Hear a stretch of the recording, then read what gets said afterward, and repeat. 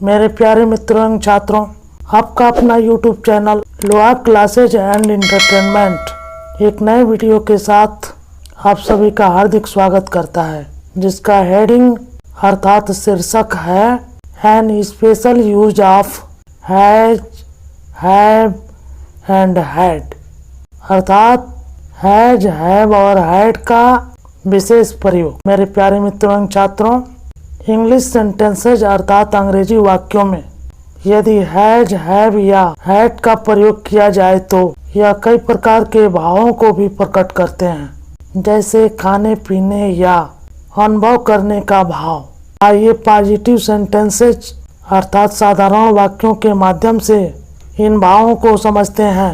Example number 1, मेरे पिताजी प्रतिदिन सुबह 8 बजे नाश्ता करते हैं। इसका ट्रांसलेशन होगा my father has breakfast at 8 in the morning every day.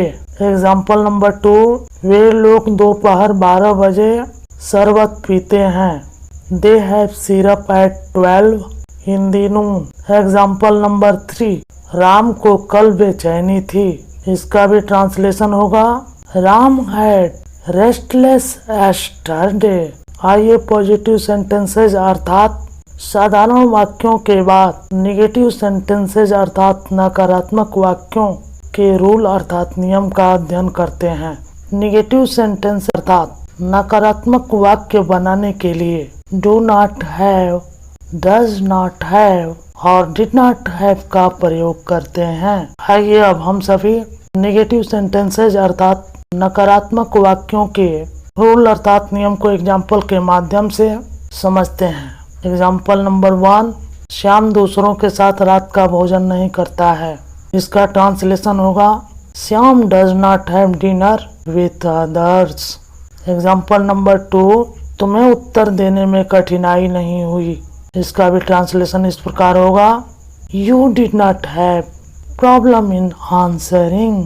आइए अब नेगेटिव सेंटेंसेज अर्थात नकारात्मक वाक्यों के बाद इंटेरोगेटिव सेंटेंसेज अर्थात प्रश्नवाचक वाक्यों में हैज, हैव तथा हैड के प्रयोग करने के रूल अर्थात नियम को समझते हैं।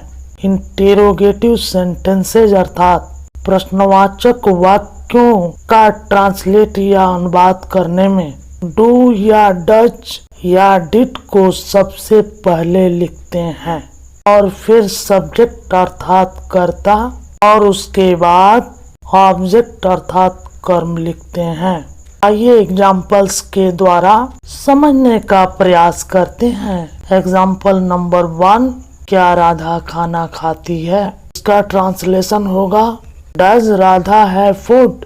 एग्जाम्पल नंबर 2, क्या वे लोग चाय पीते हैं? इसका ट्रांसलेशन होगा do they have T. Example number 3, क्या मुझे सिर दर्द हुई? इसका भी ट्रांसलेशन इस प्रकार होगा डिड आई हैव हेडेक। मेरे प्यारे मित्रों एवं छात्रों, उपर्युक्त रूल्स अर्थात नियमों और एग्जाम्पल्स अर्थात उदाहरणों के बाद मुझे विश्वास है कि हैज, हैव और हैड का विशेष प्रयोग आप सभी को पूरी तरह समझ में आ गया होगा। एक नए वीडियो के साथ फिर मिलेंगे। टेक केयर, बाय, जय हिंद।